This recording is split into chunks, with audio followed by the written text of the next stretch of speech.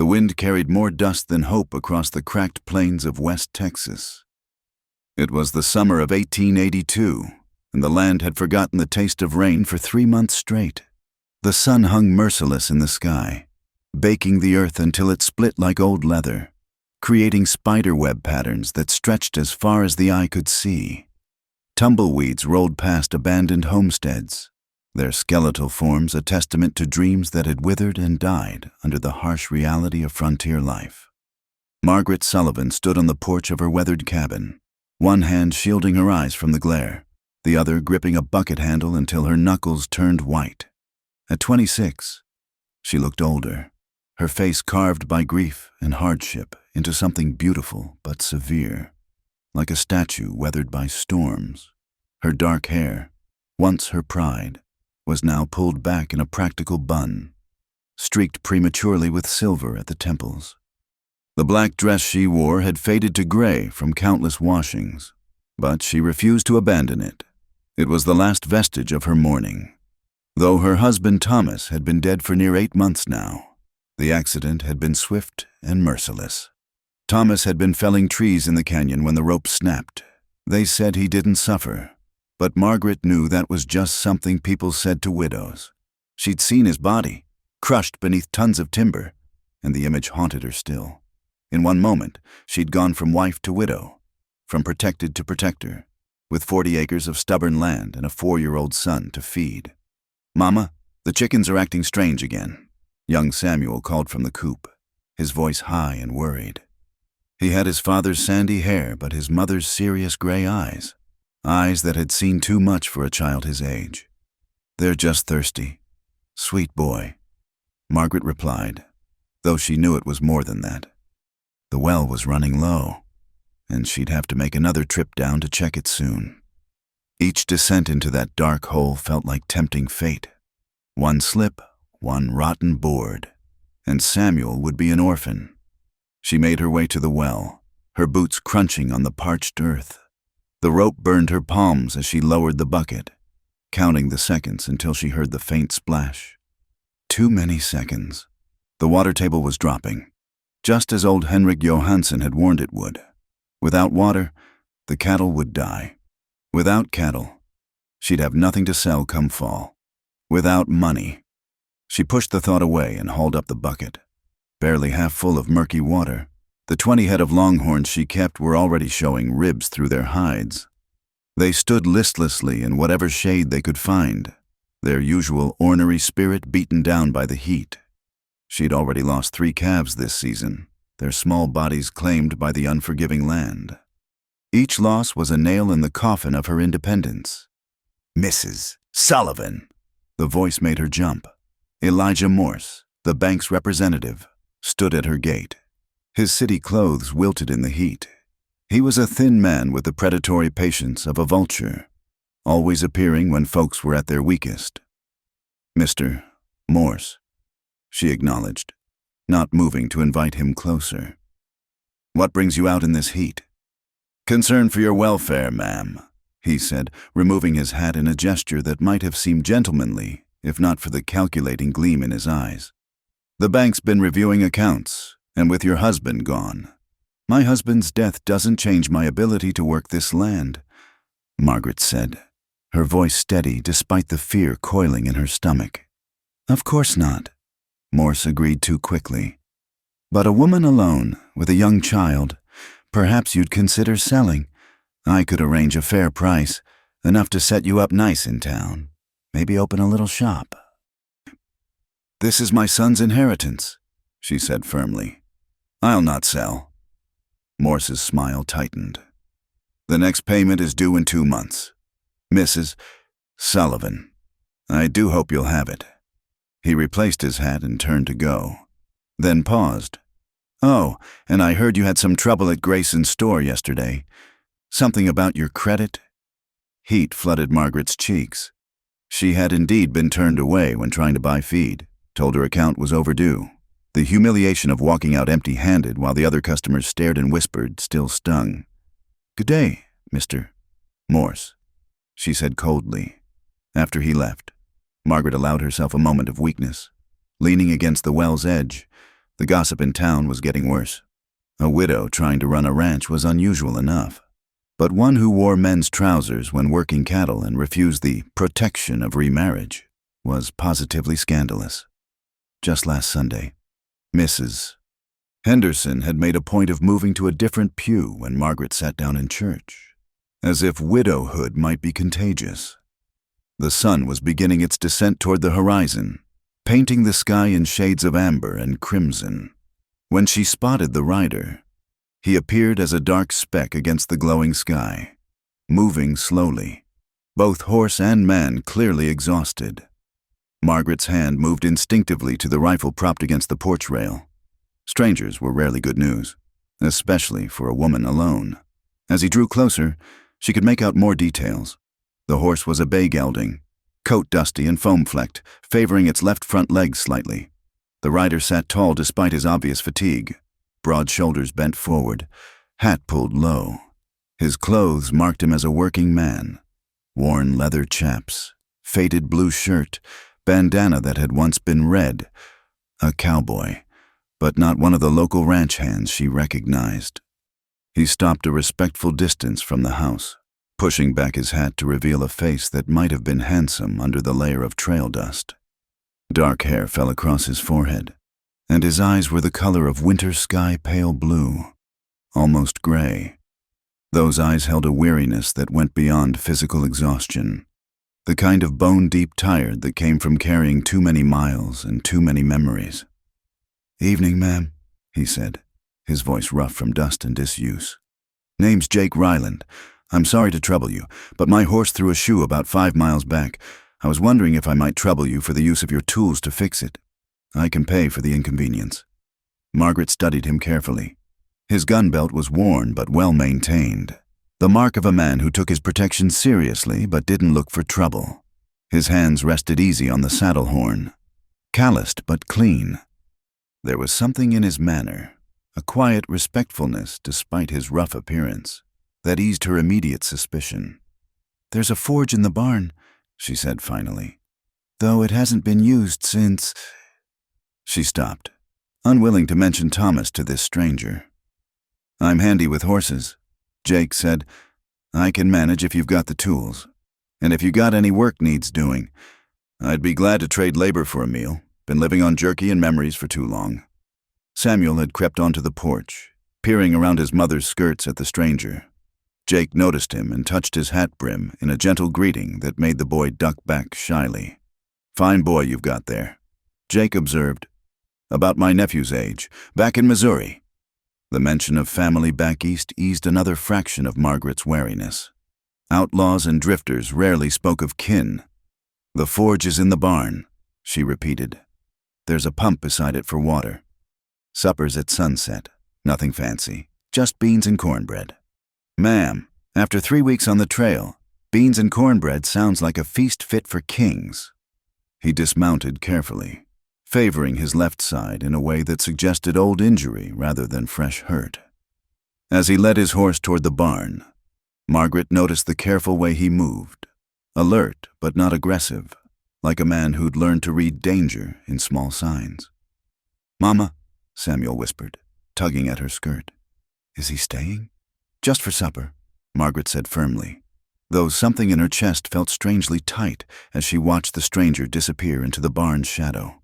The sunset painted everything in shades of gold and red, and for a moment she allowed herself to imagine what it might be like to have help again, to not face every challenge alone. But that was dangerous thinking for a widow. She'd learned that hope was a luxury she couldn't afford, not when survival took everything she had. Tomorrow, the stranger would move on, and she'd face another day of keeping the bank, the drought, and the desert at bay with nothing but her own 2 hands and stubborn will. Still, as she headed inside to start supper, she found herself adding an extra cup of beans to the pot and checking that there was enough cornbread for a hungry traveler. It was just Christian charity, she told herself. Nothing more. The morning sun crept through the cabin window, casting long shadows across the rough-hewn floor. Margaret had been awake since before dawn, as was her habit, but this morning felt different. The knowledge that a stranger slept in her barn added an edge of alertness to her usual routine. She'd offered Jake Ryland the barn for the night after he'd fixed not only his horse's shoe, but also mended a broken gate and patched a hole in the chicken coop. All before supper. Through the window. She watched him emerge from the barn, stretching in the early light. He moved to the pump and washed his face, the water running down his jaw and neck.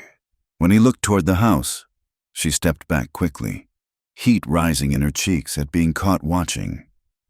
"Is the man still here, Mama?" Samuel asked from his small bed in the corner. "Mr. Ryland," she corrected automatically. "And yes, he's still here." "Can he stay? He fixed my wooden horse." Samuel held up the toy that had been broken for weeks, now whole again. Margaret's throat tightened. Thomas had carved that horse for Samuel's 3rd birthday. She'd tried to fix it herself, but lacked the skill. "We'll see," she said, which was what she always said when she didn't want to disappoint her son with a direct no. A knock at the door interrupted her thoughts. She opened it to find Jake standing respectfully back from the threshold, hat in hand. "Morning, Mrs. Sullivan. I wanted to thank you for the hospitality and settle up what I owe before moving on." "You mended the gate and the coop," Margaret said. "We're square." He studied her for a moment, those pale eyes seeing more than she'd like. "That roof needs work before the winter storms. So does the corral fence, and unless I miss my guess, that windmill hasn't turned properly in months." All true, and all things she'd been putting off, hoping somehow to find the time and strength to manage them herself. "That's not your concern, Mr. Ryland." "Could be, though." He shifted his weight, choosing his words carefully. "I'm not in any particular hurry to get anywhere. If you could use a hand for a few days. I work for food and a place to lay my head. That barn's more comfortable than most places I've slept lately." Margaret knew she should refuse. Already. Curtains had probably twitched in town when he'd ridden in yesterday. But the list of repairs grew longer each day, and her pride wouldn't put food in Samuel's belly come winter. "I can't pay wages," she said stiffly. "Didn't ask for any." He settled his hat back on his head. "I'll start with the roof, if that suits you." And so began an arrangement that Margaret told herself would last only a few days. But those days stretched into a week, then 2. Jake Ryland proved to be everything he'd promised, a hard worker who knew his business and kept a respectful distance. He ate his meals with them but excused himself quickly after. Returning to the barn, he spoke when spoken to but didn't pry or push for conversation. It was Samuel who first broke through Jake's reserve. The boy had taken to following him around like a shadow, peppering him with questions that Jake answered with surprising patience. "Were you in the war?" Samuel asked one evening as they sat on the porch after supper. The question made Margaret stiffen, but Jake just nodded slowly. "I was just a boy myself.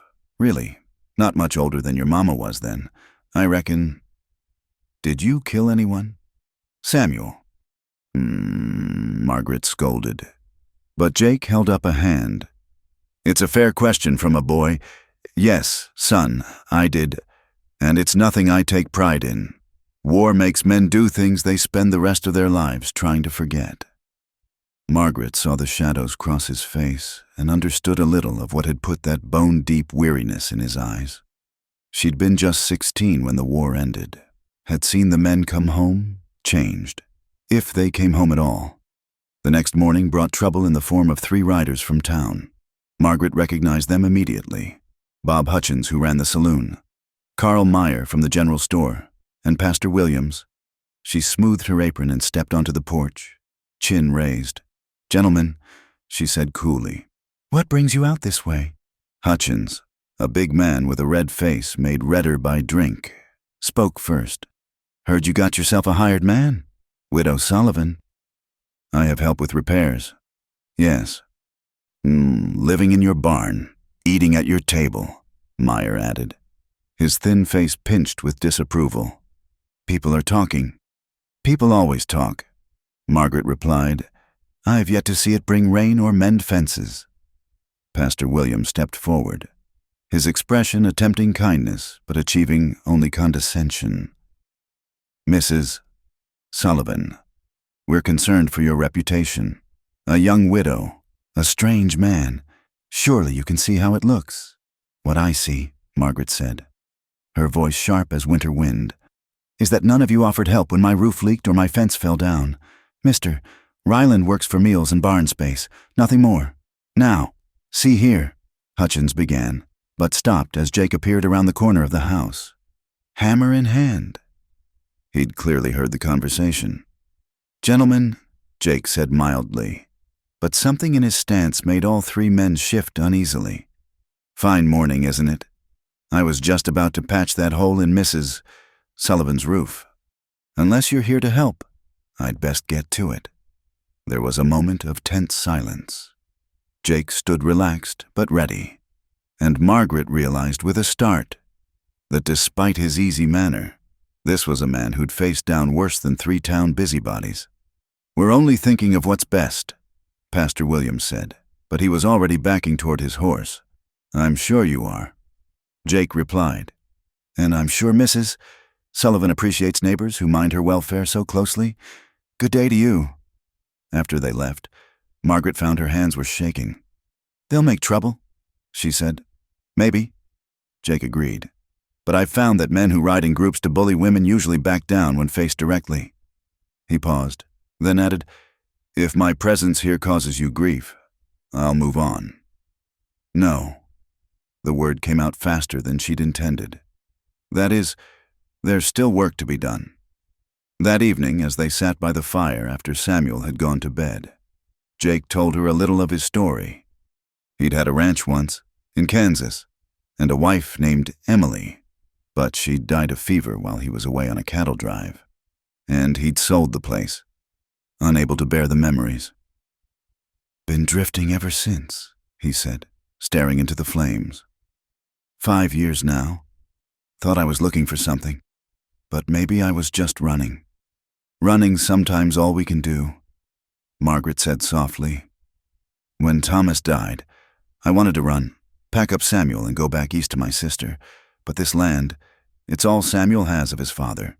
It's good land," Jake said, "worth fighting for, even against drought and debt and gossip. Especially then." He looked at her directly. "You're stronger than you know. Margaret Sullivan."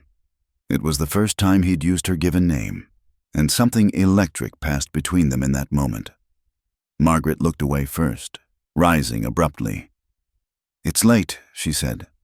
But as she lay in her bed that night, she found herself thinking of the way he'd stood up to those men, the quiet strength in his hands as he worked, the gentleness with which he answered Samuel's endless questions. For the first time in 8 months, she didn't dream of Thomas's broken body. Instead, she dreamed of pale blue eyes and the sound of hammering on the roof, steady as a heartbeat, promising that some things could still be mended. The next morning, she made extra biscuits and added a precious spoonful of jam to Jake's plate. It was a small gesture, but when he smiled, a real smile that reached those weary eyes, she felt something inside her chest crack open, like the earth after the first rain. Hope, she realized with a mix of wonder and fear. She was beginning to hope again. The drought deepened its grip on the land like a fist slowly closing. By the 3rd week of Jake's presence, the grass had turned from yellow to gray, crumbling to dust under the hooves of the increasingly desperate cattle. The well required twice as many pulls to bring up half as much water, and Margaret had taken to rationing even their drinking supply. "We'll lose them all if we don't move them," Jake said one evening, watching the sunset paint the dying landscape in shades of copper and ash. The cattle stood listlessly in the paddock, their eyes dull, ribs showing stark through their hides. Margaret stood beside him, arms crossed tight against her chest. "The nearest water is Clear Creek, 20 miles through Carson's Gulch. It's 2 days' drive with cattle in this condition." "Then we'd best start tomorrow," Jake said simply. "I can manage them if you... we go together or not at all." Margaret interrupted. "These are my cattle, my responsibility." Jake studied her for a long moment, then nodded. "Samuel." Mrs. Johansson will take him. She owes me that much after I helped birth her twins last spring. They spent the evening preparing mending water bags, checking saddles, packing what little food they could spare. Samuel watched with wide, solemn eyes as his mother explained she'd be gone for a few days. "Will you come back?" he asked, his small voice carrying fears too big for his years. Margaret knelt and pulled him close. "I'll always come back to you, sweet boy, always." They left before dawn, the cattle moving reluctantly, their usual bellowing reduced to weak complaints. Margaret rode her sturdy mare, Bess, while Jake handled her late husband's gelding with the easy grace of a born horseman. The first day passed in a haze of dust and heat, stopping frequently to rest the weakening animals. As they made camp that night in a small box canyon, Jake built a careful fire while Margaret tended to the horses. The stars emerged one by one in the vast canvas above, and, for a moment, the harsh realities of their situation faded into the eternal beauty of the night sky. "You handle those cattle like you were born to it," Jake observed, passing her a cup of bitter coffee. "My father raised beef in Tennessee before the war," Margaret said. "I could rope and ride before I could read." She paused, then added quietly, "Thomas never liked that about me. Said it wasn't fitting for a woman." "Thomas was a fool then," Jake said bluntly, then caught himself. "Forgive me, I shouldn't speak ill." "He's dead," Margaret said with a shrug that didn't quite hide the old hurt. "And he was a fool about some things. Good man in his way, but he wanted a wife who'd be content with cooking and sewing." She gestured at her worn trousers and dusty boots. "Got something else entirely. Got someone who could save his legacy when he couldn't," Jake corrected. "That's worth more than all the needlepoint in the world." They sat in comfortable silence until a sound made them both freeze horses, moving fast through the darkness beyond the firelight. Jake was on his feet instantly, hand moving to his gun. "Easy there, friend," a voice called out. 3 riders emerged into the light, and Margaret's heart sank. She recognized the leader, Bill Carver, who ran cattle for the big ranchers and had a reputation for taking what he wanted. "Well, well," Carver said, his grin showing tobacco-stained teeth. "Jake Ryland. Been a while since Dodge City." Jake's posture had changed subtly, becoming looser but somehow more dangerous. "Carver, still riding with trash, I see. Now that's unfriendly." Carver's eyes found Margaret, traveling over her in a way that made her skin crawl. "This your woman, Ryland. Pretty thing to be dragging through the desert." "The lady is driving her cattle to water," Jake said evenly. "We want no trouble." "Cattle, you say?" One of Carver's men, a wiry youth with mean eyes, laughed. "Them walking skeletons? Hardly worth the effort, though maybe there's other things worth taking." Margaret stood slowly, her hand drifting to the rifle on her saddle. "You're on my land. Mr. Carver, I'll ask you to move along." "Your land?" Carver mocked. "Way I heard it, you're just a widow playing at being a rancher. Maybe you need a real man to show you how it's done." What happened next was so fast Margaret almost missed it. Jake moved like lightning, his gun clearing leather and firing in one smooth motion. Carver's hat flew off his head. A neat hole punched through the crown. "Next one goes lower," Jake said conversationally. "The lady asked you to move along." For a moment, violence hung in the air like smoke. Then Carver slowly reached down and retrieved his hat, his face dark with rage. "This ain't over, Ryland," he snarled. "You neither, widow woman." After they'd gone, Margaret found she was trembling. Jake holstered his gun and touched her shoulder gently. "You all right? You knew him from before." Jake's jaw tightened. "We had a disagreement in Dodge over a woman he was bothering. Thought I'd seen the last of him." "Will he come back?" "Maybe. Men like Carver are cowards at heart, but we'd best keep watch tonight." They took turns standing guard, but the night passed without incident. As dawn broke, they got the cattle moving again, both aware that they were now racing against more than just drought. It was midday when they finally saw the green line of trees that marked Clear Creek. The cattle, scenting water, found new strength and surged forward. Margaret laughed with relief as they splashed into the shallow stream, drinking deeply. "We made it," she breathed. "We did," Jake agreed, but his eyes kept scanning the horizon. They spent the afternoon letting the cattle rest and graze on the green grass near the water. As evening approached, Jake suggested they camp on high ground where they could see anyone approaching. Margaret agreed, the encounter with Carver having shattered any sense of safety. As they sat by their small fire, Jake suddenly spoke. "My wife, Emily, she was like you, strong, determined, could outride most men and wasn't ashamed of it." His voice was soft with memory and pain. "When she died, I blamed myself for not being there. Sold everything and started drifting. Figured I didn't deserve another chance at happiness." Margaret watched his profile in the firelight, seeing the grief etched there. But then I rode up to a widow's cabin and found someone fighting the whole world to keep her son's inheritance. Made me think maybe running wasn't the answer. Maybe standing and fighting for something worthwhile was... Their eyes met across the fire, and Margaret felt that electric connection again, stronger now. Without thinking, she reached out and touched his hand where it rested on his knee. He turned his palm up, fingers intertwining with hers. "Jake," she whispered. "I know," he said roughly. "I know all the reasons this is complicated, but Margaret, A shot rang out, shattering the moment. Jake threw himself at Margaret, pulling her down as more bullets whined overhead. The cattle, spooked, began to mill and bellow. "Stay down," Jake ordered, drawing his gun and firing back at the muzzle flashes in the darkness. Margaret crawled to her rifle, her heart pounding. She could hear horses and men shouting. Carver had come back with friends. A bullet sparked off a rock near her head, and she fired back. Thomas's lessons in marksmanship serving her well. The firefight seemed to last forever, but was probably only minutes. Jake fought with cool precision, making every shot count. Margaret backed him up, keeping the attackers from flanking them. Finally, someone screamed in pain, and she heard Carver's voice cursing. Pull back! Damn you!" The sound of hooves faded into the night. Jake stayed crouched, weapon ready, for long minutes before finally straightening. "You hurt?"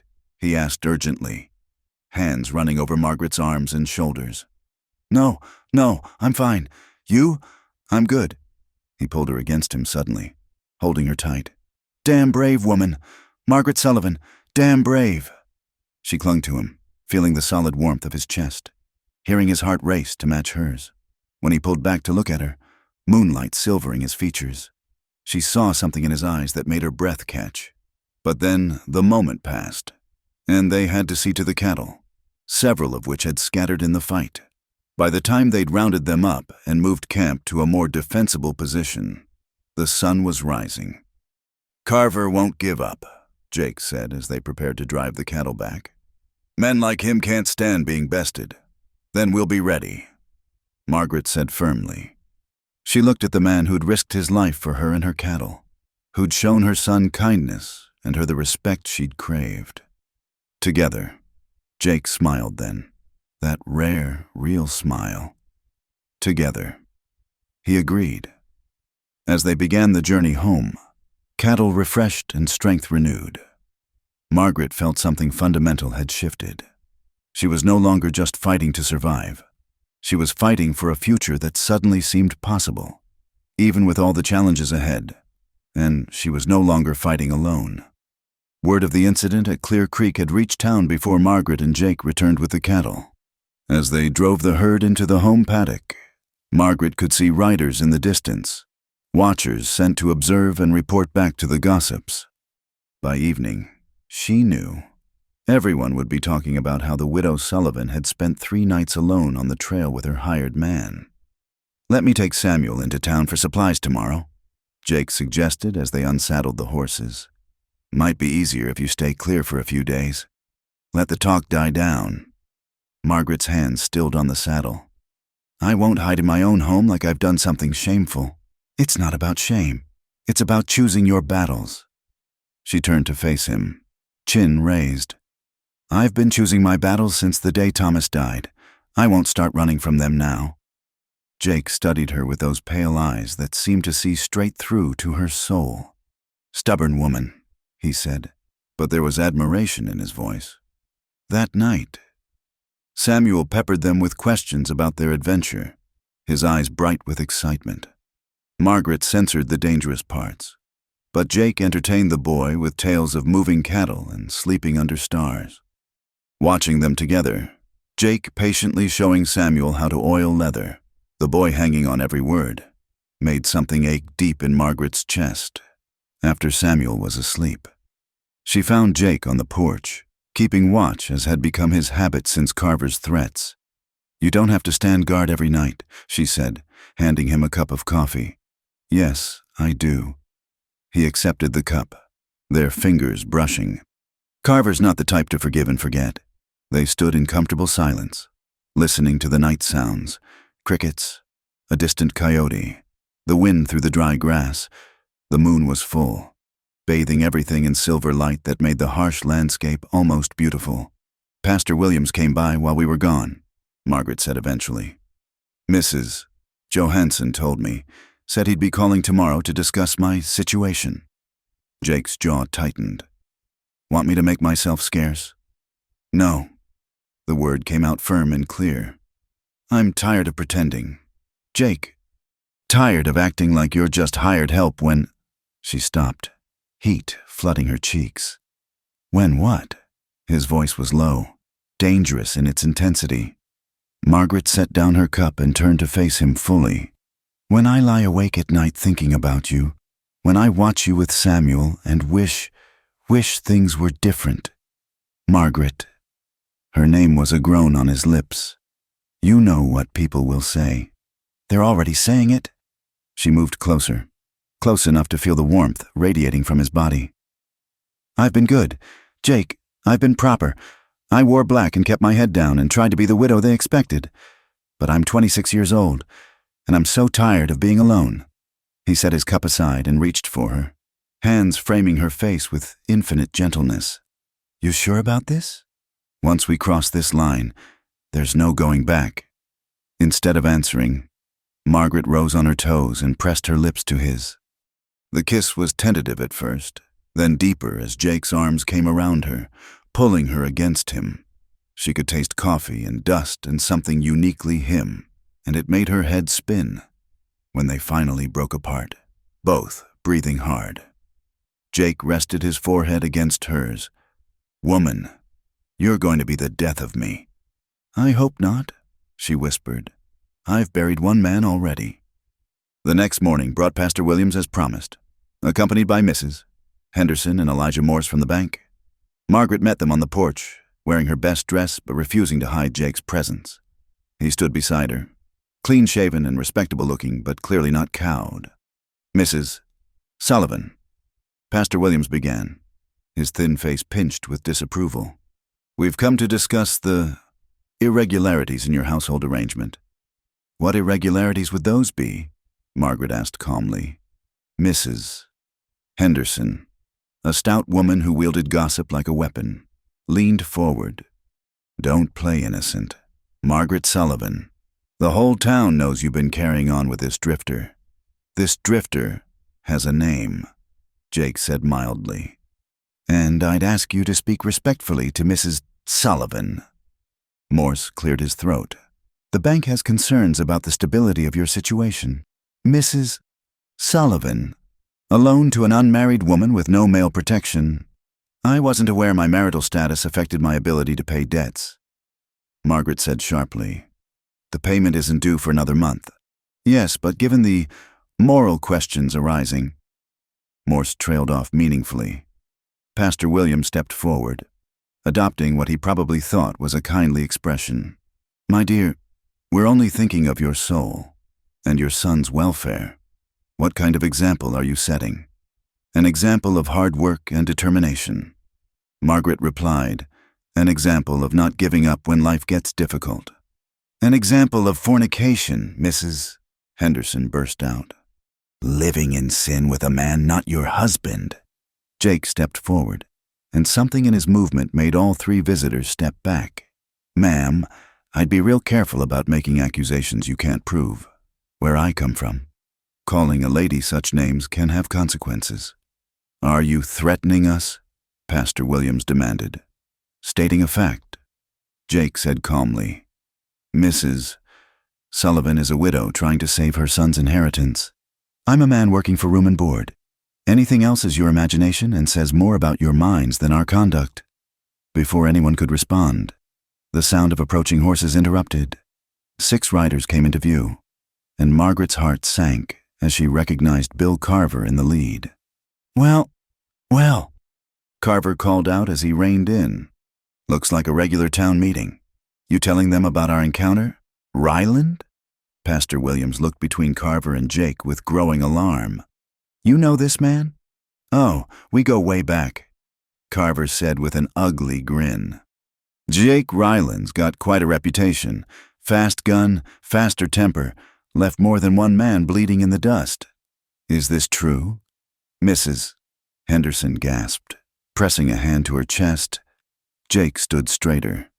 "I've defended myself when necessary, never started a fight, but I've finished a few. Modest, ain't he?" Carver laughed. "Why don't you tell them about Dodge City, about Frank Morrison?" Margaret saw Jake's hands clench, but his voice remained steady. "Morrison was beating a saloon girl. I stopped him. He drew on me. He lost. Killed him dead." Carver confirmed with relish. "One shot, right through the heart. Course, that girl was real grateful afterward. Wasn't she, Jake?" The implications hung in the air like smoke. "Mrs." Henderson looked ready to faint, while Pastor Williams had gone pale. "I think you should all leave," Margaret said quietly. "Now." "But," Morse started. "Now." Her hand moved to rest on the rifle propped against the porch rail. "All of you, off my land." Carver laughed again. "Feisty one, ain't she? No wonder you like her. Ryland. Always did have a taste for the spirited ones." "Carver." Jake's voice had gone deadly quiet. "You've got 10 seconds to turn that horse around." Something in Jake's tone must have penetrated even Carver's bravado. He held up his hands in mock surrender. "We're going, but this ain't over. The widow might want to reconsider her choices. Be a shame if something happened to this nice little ranch." After they'd all gone, Margaret sank onto the porch step, shaking. Jake sat beside her, not touching but close enough that she could feel his warmth. "I'm sorry," he said quietly. "My past. We all have pasts." Margaret interrupted. "You defended a woman who couldn't defend herself. There's no shame in that. The town won't see it that way. Then the town can go to hell." The profanity felt good on her lips. Liberating. That night, after Samuel was asleep, a storm rolled in. Not rain, that blessing was still withheld, but wind and lightning that lit the sky in violent bursts. Margaret stood at her window watching nature's fury when a soft knock came at her door. Jake stood there, hair wild from the wind. "Wanted to check you were all right. Storm's making the horses nervous." She should have sent him back to the barn. Should have maintained the proprieties that were already in tatters. Instead, she stepped back and let him in. They stood facing each other in the flickering lamplight, the storm raging outside. Then Jake reached for her, and she went into his arms like coming home. His kiss was desperate, hungry, full of longing held back too long. "Margaret," he breathed against her lips. "Tell me to leave. Tell me to go back to the barn." "Stay," she whispered. "Please, Jake, stay."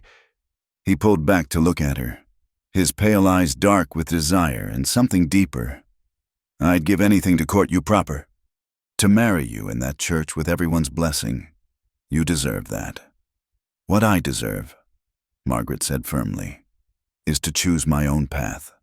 And I choose you." Outside, thunder crashed like heaven's judgment. But inside Margaret's small home, there was only warmth and whispered promises and the kind of hope that blooms in spite of every obstacle. When Jake finally held her close in the darkness, skin against skin with the storm as witness, he whispered the words that would echo in her heart. I'd trade 10 herds for one night with you."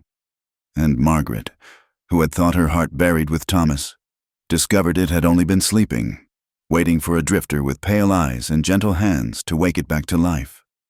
Dawn came too soon, bringing with it the harsh reality of destruction. The storm had torn through the ranch like an angry giant, leaving devastation in its wake. Margaret stood in the doorway, her heart sinking as she surveyed the damage. The chicken coop lay in splinters, feathers scattered like snow across the yard. Half the corral fence was down, and the barn roof that Jake had so carefully patched now showed gaping holes where the wind had ripped away boards. "Mama, where are the chickens?" Samuel's small voice carried across the chaos. "We'll find them, sweet boy," Margaret said, though she suspected many were lost to coyotes or the storm itself. Jake emerged from checking the barn, his face grim. "Lost 4 head of cattle. Fence gave way and they scattered. Found 2 with broken legs in the gulch. Had to put them down." He met her eyes, and she saw her own despair reflected there. "The rest are scattered to hell and gone." Margaret pressed her hands to her face, fighting back tears. Each loss was another nail in the coffin of her independence. With the bank payment due in weeks and now this. "We'll rebuild," Jake said firmly, moving to stand beside her. "We'll round up what cattle we can find and—" "With what?" Margaret's voice cracked. "I've got no money for lumber, no credit at the store. And even if I did—" She gestured helplessly at the destruction. A dust cloud on the horizon caught their attention. Riders approaching, too many to mean anything good. Margaret recognized George Dalton in the lead, owner of the Double D ranch that sprawled across half the county. Behind him rode 6 men, including Elijah Morse from the bank. "Mrs. Sullivan." Dalton touched his hat brim as he reined in. He was a big man with a silver threading through his hair and the confident bearing of one used to getting his way. "Heard you had some trouble with the storm." "Nothing we can't handle," Jake said, stepping slightly forward. Dalton's eyes dismissed him and focused on Margaret. "I'll be straight with you, ma'am. This land's too much for a woman alone. I'm prepared to make you a fair offer, enough to clear your debts and set you up comfortable in town." "The land's not for sale," Margaret said automatically. "Now, don't be hasty." Morse interjected. "Your payment is due in 3 weeks. With the cattle lost and the damage here, you've got no way to make that payment." Dalton finished bluntly. "I'm offering you a way out with dignity. Take it, and you can start fresh. Refuse." He shrugged. "The bank will foreclose, and you'll have nothing." Margaret felt Jake tense beside her, but she put a hand on his arm. "And if I refuse?" Dalton's friendly mask slipped a bit. "Then you're a fool. Ma'am, this land's going to be mine one way or another. I'm trying to do right by you, considering your circumstances." "Considering I'm a woman, you mean," Margaret said coldly. "Thank you for your offer, Mr. Dalton, but my answer stands. The land is not for sale." "You've got 3 weeks," Morse reminded her as they turned to leave. "I'd think carefully if I were you." After they'd gone, Margaret sank onto the porch steps. Samuel crawled into her lap, sensing her distress. "Are we going to lose our home, Mama?" "No, baby," she said fiercely, holding him tight. "This is your daddy's land, and no one's taking it from us." But even as she said it, she wondered how she could keep that promise. The next days were a blur of desperate activity. Jake worked from dawn to dusk, patching what could be patched with salvaged materials. Margaret joined him, her hands blistering as they rebuilt the essential structures. They found 8 of the scattered cattle, but that still left them far short of what they needed. On the 4th day after the storm, Jake saddled his horse with grim determination. "Where are you going?" Margaret asked, though she suspected she knew. "To find work. The Dixon Ranch is hiring for a cattle drive. It's 2 weeks' work, but the pay—" He met her eyes. "It might be enough to make the difference." "Jake, no!" She moved closer, lowering her voice so Samuel wouldn't hear. "After what happened between us, I can't let you—" "You're not letting me do anything," he interrupted gently. "I'm choosing to help the woman I—" He stopped, glancing at Samuel. "The woman who matters to me." Margaret's throat tightened. "What if Carver—" "I can handle Carver." He touched her cheek briefly. "Take care of each other. I'll be back before the payment's due." Watching him ride away felt like losing a piece of herself. Margaret squared her shoulders and turned back to the endless work. But the ranch felt emptier, more vulnerable without his presence. A week passed with no word. Margaret threw herself into salvaging what she could, selling her mother's silver comb and her last good dress to buy feed for the remaining cattle. Samuel grew quieter, asking every evening when Jake would return. Then came the night when she woke to the smell of smoke. "Fire!" She grabbed Samuel, rushing outside to see the barn ablaze, flames already licking at the sky. The horses were screaming, trapped inside. Without thinking, Margaret thrust Samuel at the porch. "Stay here!" Then she ran for the barn, grabbing a blanket to throw over her head. The heat was like a wall, the smoke choking. But she could hear Bess's terrified whinnies. She fumbled with the stall latches, eyes streaming, lungs burning. First Bess, then Thomas's gelding, then the pack mule. She drove them all toward the door, praying the flames wouldn't block their escape. Just as she turned to follow them, a burning beam crashed down, showering her with sparks. She stumbled, disoriented by smoke and heat, when strong arms grabbed her, hauling her bodily from the inferno. "Damn fool woman!" Jake's voice, rough with fear and anger. He dragged her clear of the barn, both of them coughing and gasping. "Jake!" She could barely see him through the smoke and tears. "How?" "Saw the fire from the ridge. Margaret, what the hell were you thinking?" "The horses! To hell with the horses!" He pulled her against him, his hands shaking as they moved over her, checking for burns. "You could have died." "But I didn't," she said, then started coughing again. They fought the fire with buckets and blankets, but it was hopeless. By dawn, the barn was a skeleton of blackened timbers, smoke still rising from the ashes. Margaret sat on the ground, Samuel in her lap, staring at the destruction. "It was set," Jake said quietly, showing her a charred can that had held kerosene. "Carver's work. I'd bet my life on it." "Doesn't matter who did it," Margaret said dully. "It's done." Jake knelt beside her, his face streaked with soot and sweat. "I brought most of my pay. It's not enough for lumber and the bank both, but—" "Keep it," Margaret said. "You earned it." "Margaret?" "No." She stood, settling Samuel on her hip. "I won't take your money, Jake. You've done enough." She looked at the ruins of the barn, then at the house that had survived by mere chance of wind direction. Maybe Dalton was right. Maybe I am a fool. "Don't." Jake stood too, his eyes fierce. "Don't you dare give up. Not the woman who faced down Carver's guns and pulled 3 horses from a burning barn. That woman is tired," Margaret said softly. "That woman is beaten." Jake moved closer, his hand coming up to cup her face, thumb brushing away a tear that had cut through the soot. "That woman," he said firmly, "is the strongest person I know, and she's not alone." Samuel reached out from Margaret's arms to touch Jake's face. "Don't go away again," the boy said solemnly. "We need you." Jake's eyes never left Margaret's as he answered. "I'm not going anywhere. Son, your mama's stuck with me now." Despite everything, the smoking ruins, the impossible debt, the very real threat of losing everything, Margaret felt a spark of hope rekindle in her chest. She leaned into Jake's touch, drawing strength from his presence. "All right," she said quietly. "We fight." "We fight," Jake agreed. Then, despite the soot and sweat and watching eyes of the rising sun, he kissed her. It was a promise, a declaration, a refusal to surrender to the forces trying to tear them apart, when they finally pulled apart.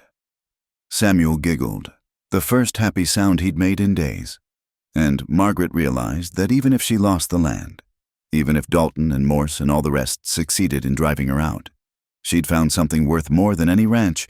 She'd found a partner, a man who'd ride through fire for her, literally. And maybe, just maybe, that would be enough to see them through. "Come on," Jake said, shifting Samuel to his own arms with easy familiarity. Let's see what we can salvage.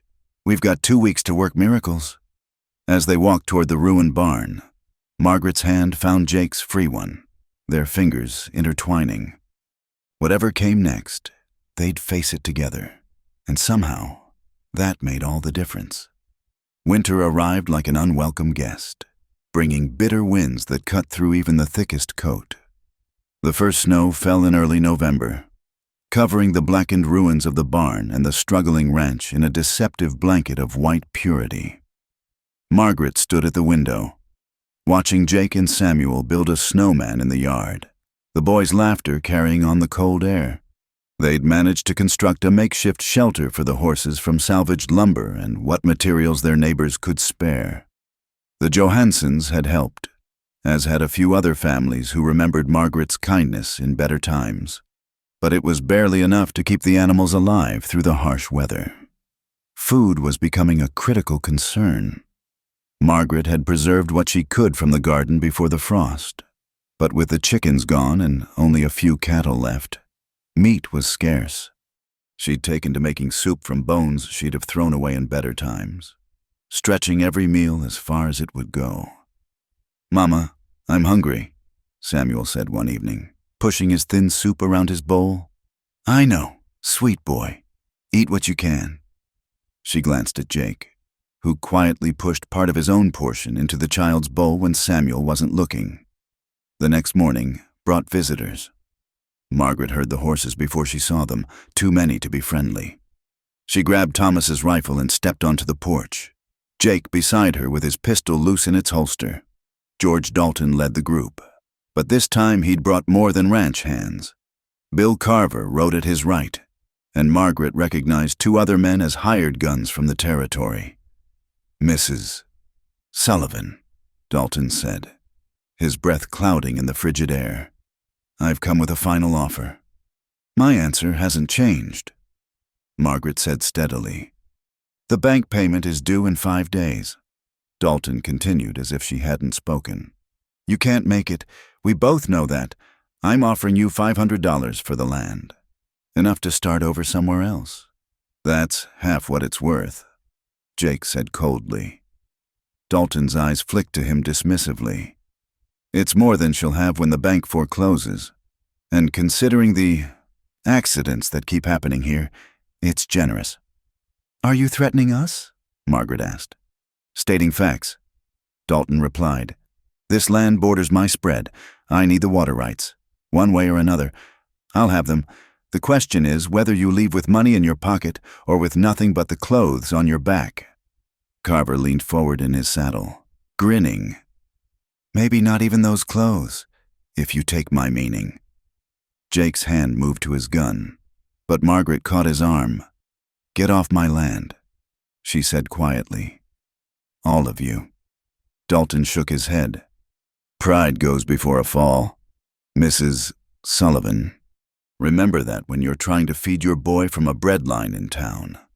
After they left, Margaret sank into a chair, the weight of their situation crushing. Jake knelt beside her, taking her cold hands in his. "We'll find a way," he said. "How?" She looked at him with desperate eyes. "We've got nothing left to sell. No credit. No—" A knock at the door interrupted her. They exchanged wary glances before Jake went to answer it, hand on his gun. But instead of more trouble, Henrik Johansson stood there, hat in hand. "May I come in?" the old farmer asked. Once inside, warming himself by the stove, Henrik got straight to the point. "That skunk Dalton came by my place yesterday. Offered to buy my water rights, too. When I refused, one of his men mentioned how sad it would be if something happened to my granddaughter on her way to school." Margaret gasped. "Henrik, no." "Yeah, they've gotten bold." He reached into his coat and pulled out a leather pouch. "My Anna and we've been talking. You helped birth our twins, stayed up 3 nights when they had the fever. Never asked for payment." He set the pouch on the table. "It's not much, but maybe enough to help with the bank." "I can't take your money," Margaret protested. "Not taking, borrowing." Henrik's weathered face creased in a smile. "You pay back when you can. No interest. That's what neighbors do." Jake opened the pouch, counting quickly. "This is... Henrik. This is $50. Yeah, well, we don't need much, and we need good neighbors more than money." Before Margaret could respond, another knock came. This time it was Mary Patterson from the neighboring ranch, carrying a basket of preserves and dried meat. "Heard you might be having some trouble," she said simply. "This isn't charity. It's payment for when you helped with my husband's broken leg last spring." Throughout the day, people came, not many. Dalton's influence and the town's disapproval kept most away. But those who came brought what they could, a few dollars here, food there, even some ammunition for defense. By evening, they'd collected almost enough to make the bank payment. "Almost isn't enough," Margaret said, counting again. They were still $20 short. "My pay from the cattle drive," Jake said, pulling out his own savings. "That makes it enough." "Jake, no, that money is yours. Nothing I have is mine anymore," he said simply. "It's ours, if you'll have me." The words hung in the air like suspended snowflakes. Samuel looked between them with bright, curious eyes. "What do you mean?" Margaret asked, her heart pounding. Jake dropped to one knee, right there in the kitchen with a table full of donated coins, and Samuel watching wide-eyed. "I mean, I love you, Margaret Sullivan. I mean, I want to stand beside you against whatever comes. I mean, I want to be Samuel's father and your husband, if you'll have a broken-down cowboy with more past than prospects." Margaret's hands flew to her mouth, tears spilling over. "Jake, I know it's not the proposal you deserve," he continued. "No ring, no fancy words. But what I can offer is my whole heart, my gun to defend you, and my hands to work alongside you until we build this place into something Samuel can be proud of." "Say yes, Mama," Samuel piped up, bouncing excitedly. "Say yes, so Jake can be my papa." Margaret dropped to her knees too, framing Jake's face with her hands. "Yes," she whispered. "Yes to all of it." He kissed her then, with Samuel cheering and dancing around them, and for a moment the cold and hunger and fear faded away. They had love, they had each other, and they had just enough money to keep the wolves, both literal and figurative, at bay. The next morning, they woke to find fresh horse tracks in the snow around the house. Jake investigated grimly, finding evidence that riders had circled the property in the night. "Dalton's men," he said, "testing our defenses." "Let them test," Margaret said fiercely. "We're not giving up." But that night, the wolves came, not the two-legged kind, but a pack of actual wolves, driven down from the mountains by the harsh winter. They circled the makeshift pen where the horses huddled, their howls raising primitive fear. Jake and Margaret took turns standing watch, rifles ready. When the wolves finally attacked, drawn by desperation and hunger, the fight was fierce. Jake's aim was true, dropping two before they could reach the horses. Margaret wounded another, sending it limping back into the darkness. But one wolf, larger and more cunning than the rest, made it through. It went for Bess, teeth flashing in the moonlight, without thinking. Margaret threw herself between the wolf and her mare, swinging the rifle like a club. The wolf's weight knocked her down, its breath hot on her face. When Jake's shot rang out, the wolf collapsed, and Jake hauled Margaret to her feet, checking frantically for bites. "I'm fine," she gasped. "Just bruised." "You're insane," he said roughly, pulling her against him. "Throwing yourself at a wolf." "Bess is all I have left of the old life," Margaret said simply. "I couldn't lose her too." They stood there in the snow, surrounded by dead wolves and frightened horses, holding each other while Samuel watched from the window where they'd made him stay. And Margaret realized that they'd already won the most important battle. They'd chosen to stand and fight together, no matter what came. "3 more days until the bank payment," she said against Jake's chest. "3 more days," he agreed. "We can make it 3 more days." But as they dragged the wolf carcasses away from the pen, neither mentioned the fresh horse tracks they could see in the snow, or the glint of light from the ridge that might have been sunlight on glass, or might have been someone watching, waiting for their moment to strike. The courthouse in Cedar Ridge stood like a monument to law and order, its red brick facade imposing against the winter sky. Margaret climbed the steps with Jake beside her, their boots echoing on the frozen wood. She carried the bank payment in a leather pouch inside her coat, close to her heart. Samuel walked between them, his small hand in Jake's, wearing his Sunday best despite it being Thursday. Inside, the warmth hit them like a wall. The courtroom was already filling with townspeople, drawn by word that Dalton was making his move against the widow Sullivan. Margaret recognized many faces, some sympathetic, others clearly aligned with Dalton's money and influence. "Right on time," Elijah Morse said, approaching with papers in hand. His smile was thin as winter ice. "I trust you have the payment." "Every penny," Margaret said, reaching for the pouch. "Ah, but first there's a small matter to address." Morse gestured toward the judge's bench where Judge Carlton was taking his seat. "Mr. Dalton has filed a claim questioning your legal right to the property." Margaret's blood turned cold. "What?"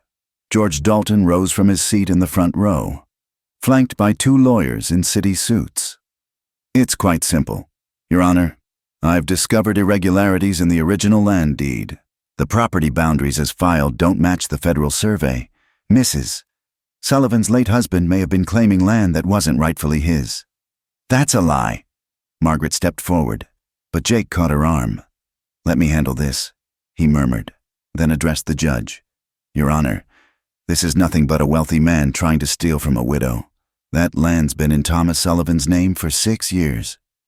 Judge Carlton, a heavy man with pendulous jowls, peered over his spectacles. "And you are Jake Ryland, Mrs. Sullivan's intended." A murmur ran through the crowd at this announcement. "I see." The judge's tone suggested he didn't approve. "Well, Mr. Ryland, Mr. Dalton has presented documentation, unless Mrs. Sullivan can prove her claim." "I have the original deed," Margaret said, pulling papers from her coat. "Signed and witnessed." One of Dalton's lawyers, a sharp-faced man named Crawford, stood. "Your Honor, we don't dispute that a deed exists. We dispute its accuracy. Our surveyor has found that the Sullivan property encroaches on Mr. Dalton's land by nearly 40 acres, including the water rights to Clear Creek. The creek has always been our boundary," Margaret protested. "According to your husband's filing, yes," Crawford continued smoothly. "But according to the Federal Survey of 1876, he produced a map with official-looking seals. The true boundary runs a quarter-mile east of the creek." Margaret stared at the map in horror. Without the water rights, the land was worthless for ranching. It was a clever trap. Even if she kept the property, she'd be forced to sell without access to water. "This is fraud," Jake said flatly. "That map's been doctored." Crawford's expression hardened. "That's a serious accusation, Mr. Ryland. Can you prove it?" "Can you prove it isn't?" Jake countered. Judge Carlton banged his gavel. "Order. Mr. Crawford, this is a serious claim. What evidence do you have beyond this map?" "The testimony of our surveyor, Mr. Bernard Hicks," Crawford replied. "He's prepared to swear that his measurements are accurate." Margaret watched as Hicks took the stand, a thin, nervous man who kept glancing at Dalton.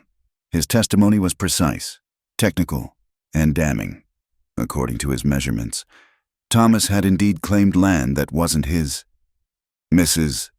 Sullivan," the judge said when Hicks finished, "do you have any witnesses to refute this testimony?" Margaret's mind raced.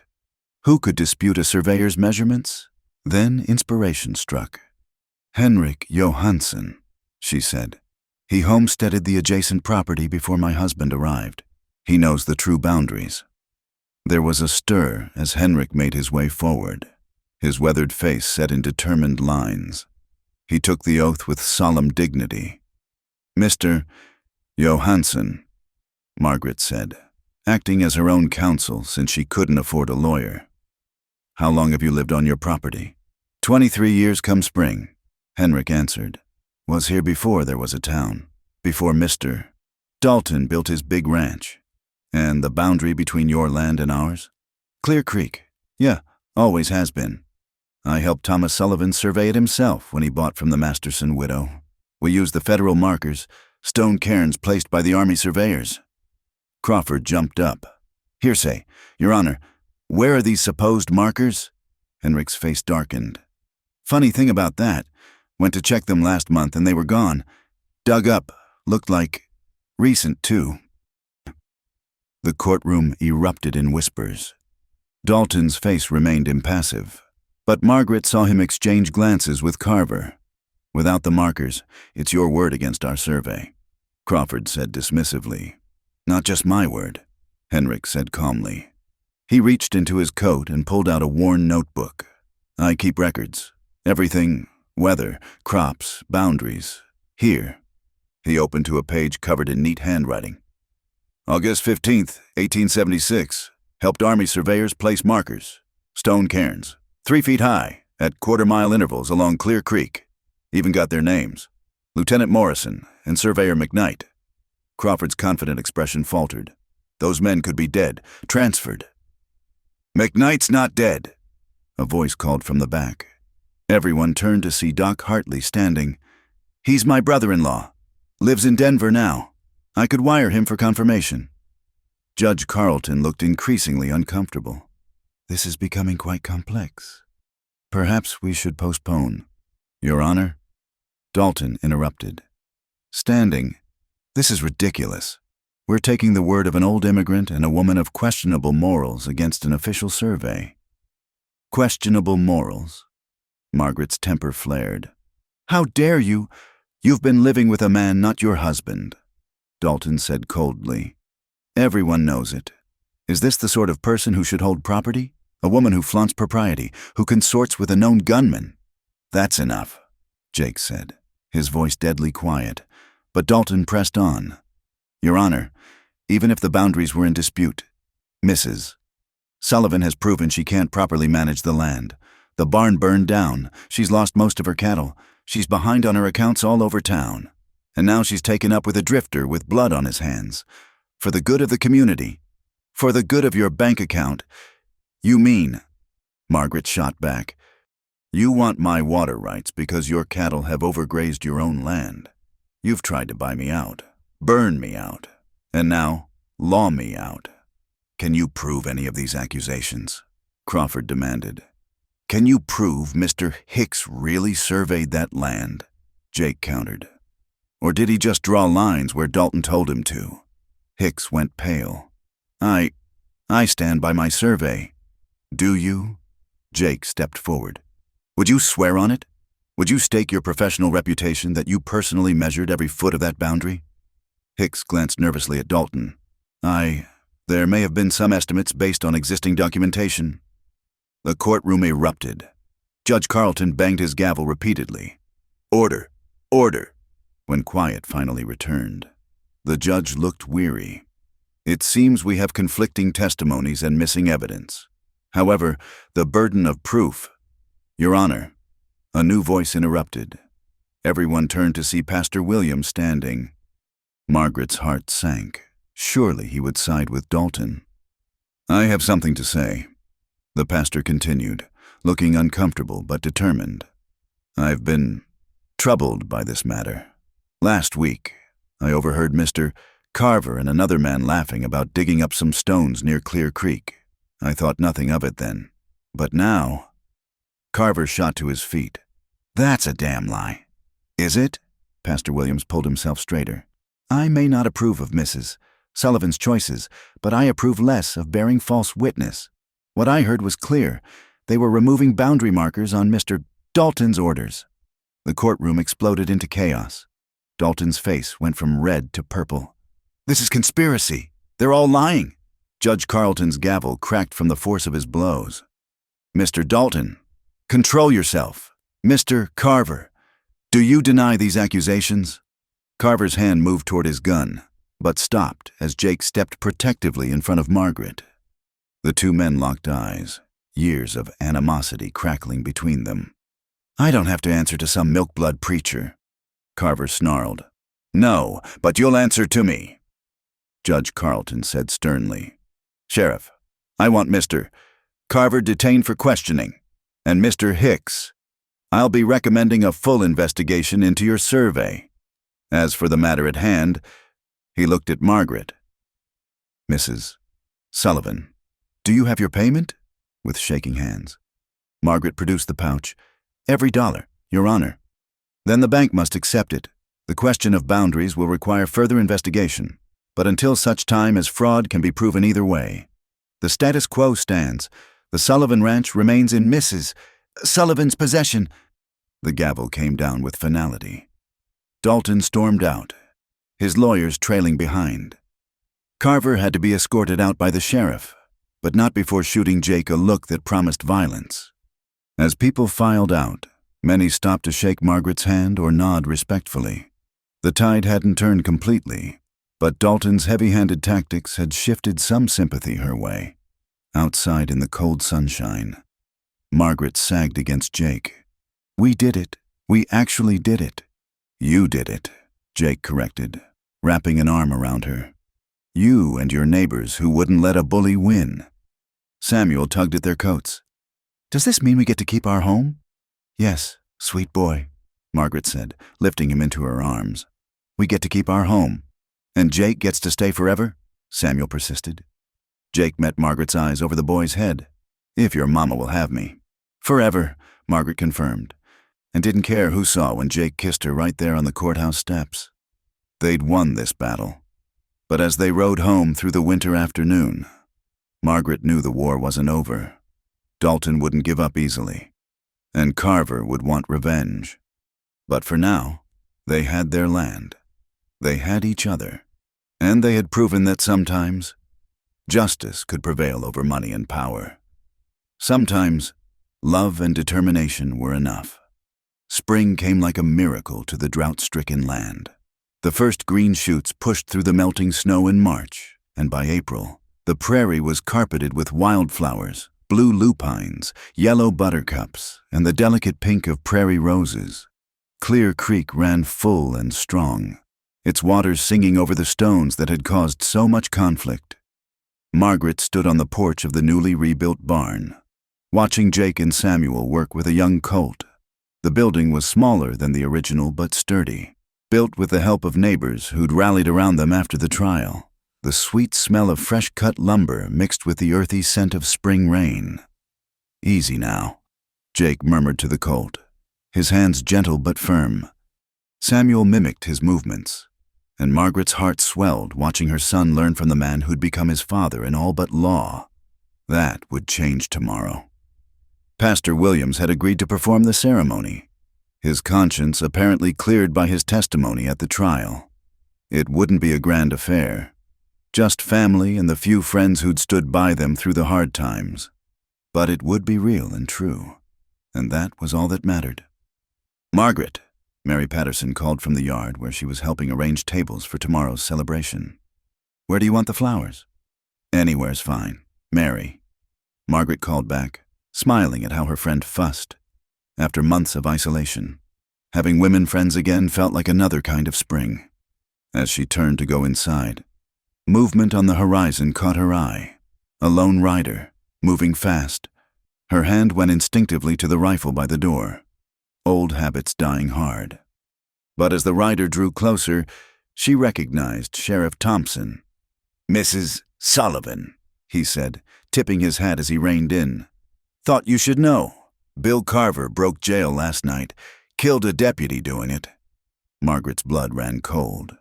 Jake had already joined them, Samuel safely behind him. Any idea where he went? Jake asked. Trail led north toward the mountains, but the sheriff's expression was grim. A man like Carver don't run without settling scores first. I'd post a watch if I were you. After he left, Margaret found Jake checking his weapons with methodical precision. Maybe we should postpone. No. Jake's voice was firm. We've put our lives on hold for men like Carver long enough. Tomorrow we get married as planned. But tonight, I keep watch. Margaret touched his face. Not alone. That night, as they sat together on the porch keeping vigil, Jake told her more about his past with Carver. The woman in Dodge City had been Carver's favorite saloon girl, barely 17 and terrified of him. Jake's intervention had cost Carver more than Face the girl had testified about other crimes, sending him to prison for 2 years. He blamed me for everything that went wrong in his life after that, Jake said quietly. Lost his position with the railroad, his connections, turned to hired gun work for men like Dalton. And now he's lost again because of us, Margaret said. Because of his own choices. Jake corrected. Men like Carver never learn that they create their own misery. The night passed peacefully, and dawn brought Margaret's wedding day in a glory of gold and pink. She wore her mother's wedding dress, carefully altered and pressed by Mary Patterson. It was old-fashioned but beautiful, ivory silk with tiny pearl buttons down the back. "You look pretty, Mama," Samuel said solemnly, dressed in his own new clothes courtesy of the Johansons. "Beautiful," Jake corrected from the doorway, and the look in his eyes made Margaret's cheeks warm like a young girl's. The ceremony was held in the yard under a bower of spring branches. Henrik Johansson gave Margaret away, his weathered face bright with emotion. Mary Patterson stood as witness, and Samuel carried the ring-simple gold bands Jake had ordered from Denver. "Dearly beloved," Pastor Williams began, and Margaret barely heard the familiar words. All she could see was Jake's face, the love and promise in his eyes, the way his hands trembled slightly as he took hers. "I, Jake Ryland, take you, Margaret Sullivan, to be my lawfully wedded wife, to have and to hold, in sickness and in health, in drought and in plenty, through storms and sunshine, until death do us part." Margaret's voice was strong and clear as she repeated her own vows, adding, "And I promise to stand beside you against all who would harm our family, to build with you a life worthy of the sacrifices made to keep this land, and to love you with all that I am, forever. By the power vested in me, I now pronounce you man and wife. You may kiss your bride." Jake's kiss was tender, full of promise, and the small gathering erupted in cheers. Samuel wrapped his arms around both their legs, and Jake lifted him up so the three of them stood together. A family at last. The celebration was simple but joyful. Tables groaned under the weight of food neighbors had brought: fried chicken, fresh bread, early vegetables from kitchen gardens, and 3 different kinds of pie. Someone had brought a fiddle, and soon music filled the air. "Dance with me, Mrs. Ryland," Jake said, and Margaret went into his arms with a smile that felt too big for her face. "That sounds strange," she admitted as they moved to the music. "Good strange? The best strange." As the sun began to set, painting the sky in brilliant oranges and purples, Margaret noticed Jake tense. His eyes tracked something beyond the celebration, and she followed his gaze to see a figure on horseback at the property line. Dalton. He sat there for a long moment, watching the celebration, then slowly turned and rode away. It wasn't a surrender, Margaret knew, just an acknowledgement that this battle was over. There would be other fights, other challenges. Men like Dalton didn't give up easily, but as she looked around at her neighbors laughing and dancing, at Samuel playing with the other children, at Jake's strong presence beside her, she knew they were ready for whatever came next. "No regrets?" Jake asked softly, following her thoughts as he so often did. "None," Margaret said firmly. "We've earned this happiness." As if to prove her point, the evening breeze carried the scent of rain, real rain. Not just a spring shower. The drought was ending at last, and with it, the hardest chapter of their lives. Later, as the guests departed and Samuel slept peacefully in his bed, Margaret and Jake stood together on their porch, watching lightning dance on the horizon. "Storm coming," Jake observed. "Let it come," Margaret said, leaning into his warmth. "We've weathered worse." He turned her to face him, his hands gentle on her shoulders.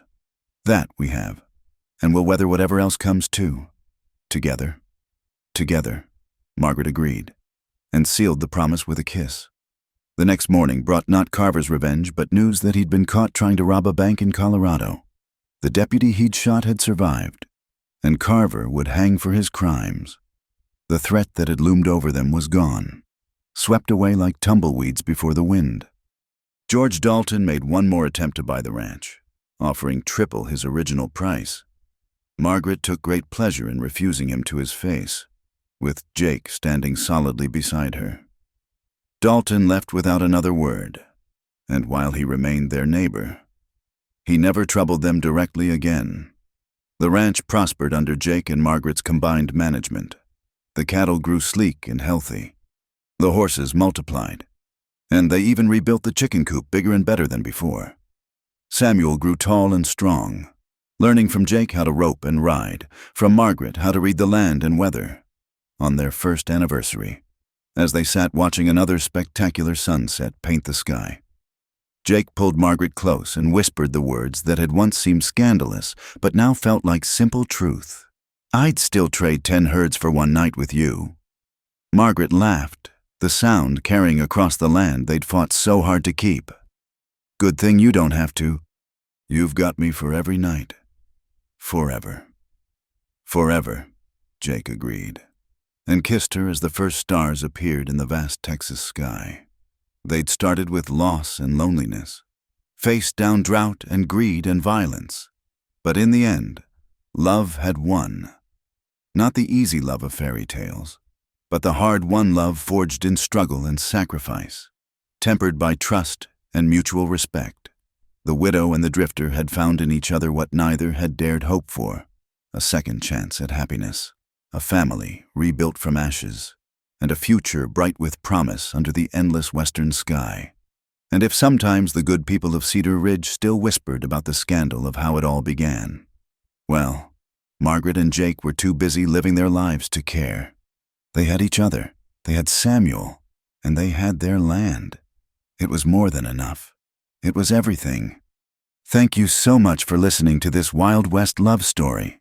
I hope Margaret and Jake's journey touched your heart as much as it touched mine while sharing it. Where are you listening to this story from? Please drop a comment below.